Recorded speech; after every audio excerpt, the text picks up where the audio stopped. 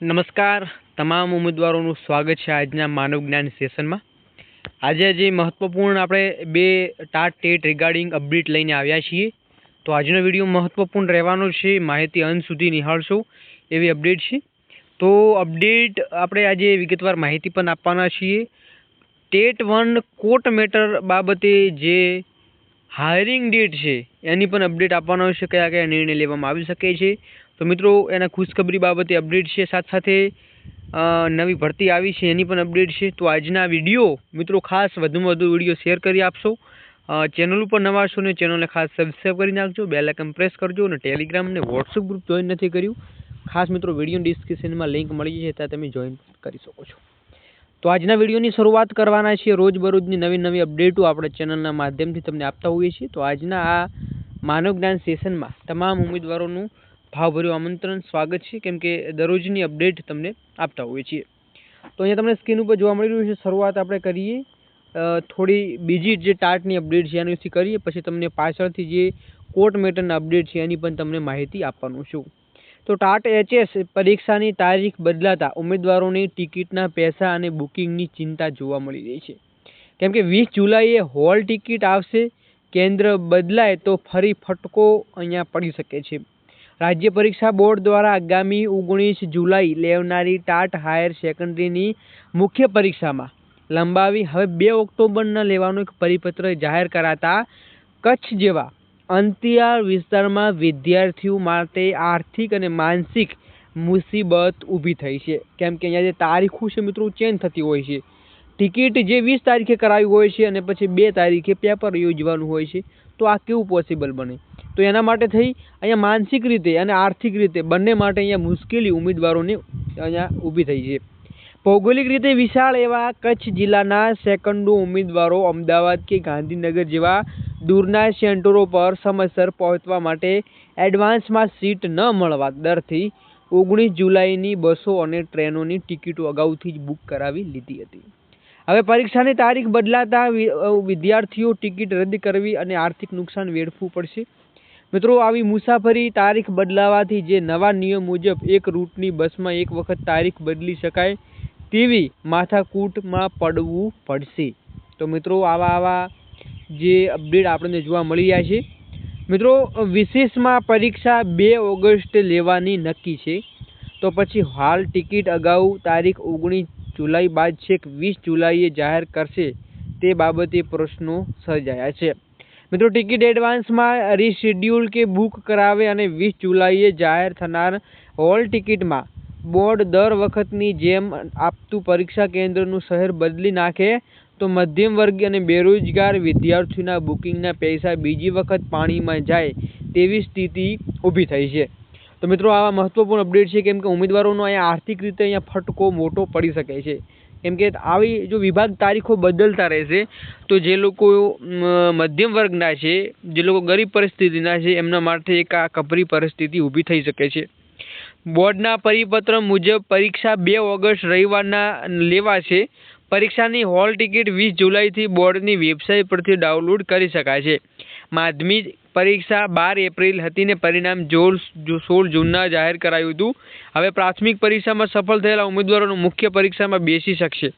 મુખ્ય પરીક્ષા બાદ પરિણામ જાહેર કરવું, મેરિટ યાદી તૈયાર કરવી અને ત્યારબાદ ભરતીની પ્રક્રિયા હાથ ધરવાની હોવાથી સરકારી અને ગ્રાન્ટેડ ઉચ્ચતર માધ્યમિક શાળાના નવા શિક્ષકોની નિમણૂકનો વિલંબ થઈ શકે છે। તો આટલા ફેર અહીંયા જોવા મળી રહ્યા છે અને કંઈ ના કંઈ શિક્ષકોનો મોટો અહીંયા જે આપણા ભાવિ શિક્ષકો છે એમને ફટકો પડી શકે છે। તો આના ઉપર સરકારને નિર્ણય પણ લેવો જોઈએ। મિત્રો બીજી અપડેટ આપું કે રાજ્યની સરકારી અને ગ્રાન્ટેડ હાઈસ્કૂલોમાં જ્ઞાન સહાયકની ભરતી પ્રક્રિયાનો પ્રારંભ થઈ ગયો છે।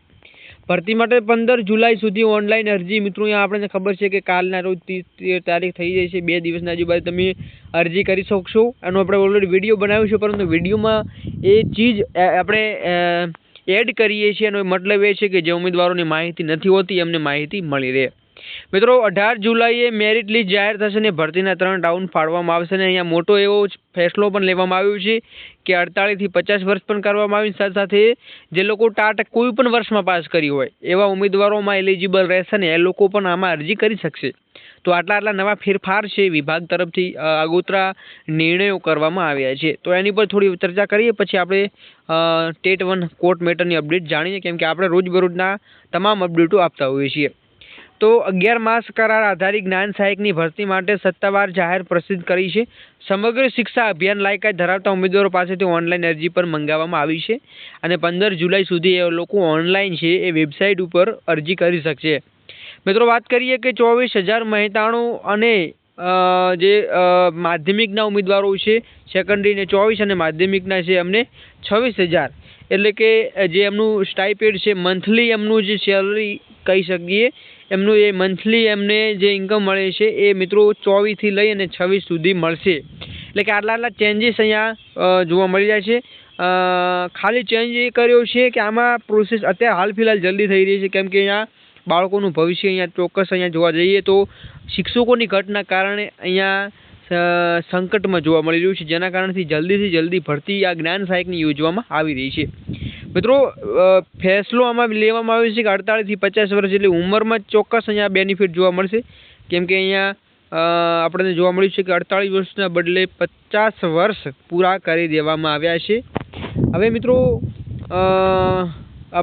બીજી અપડેટ શું છે, શિક્ષણ વિભાગ લેવલ બેઠક યોજના છે એ જે યોજાઈ હતી એની મિત્રો મહત્વપૂર્ણ આપણે અપડેટ મૂક્યા છે. ઘણા ઉમેદવારો જોઈ ચૂક્યા છે અને ઘણા ઉમેદવારો નથી પણ જોયા, તો ખાસ નિહાળી લેજો.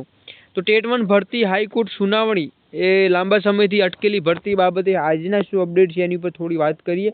તો મિત્રો આપણે ખબર છે કે 8 તારીખના રોજ એક હાયરિંગ ડેટ યોજવામાં આવી હતી ને એમાં મિત્રો ખાલી કોઈ એવી મુખ્ય ચર્ચા કરવામાં નહોતી આવી, પરંતુ હાલ વાત કરીએ મિત્રો તો અહીંયા તમને સ્ક્રીન ઉપર જોવા મળી રહ્યું છે કે હાલ ફિલહાલ આપણને 8 તારીખની જે મેટર હતી જે સુનાવણી એ હવે 13 તારીખના રોજ યોજવા જઈ રહી છે. એટલે કે કાલના દિવસમાં એ મહત્વપૂર્ણ જે મીટિંગ છે આપણે કહી શકીએ કે સુનાવણી છે જે કોર્ટ મેટરની એ મિત્રો ફરી કાલના તારીખમાં એટલે કે 13 તારીખની આજુબાજુ યોજવા જઈ રહી છે, એટલે કે એની સુનાવણી આપણને જોવા મળશે.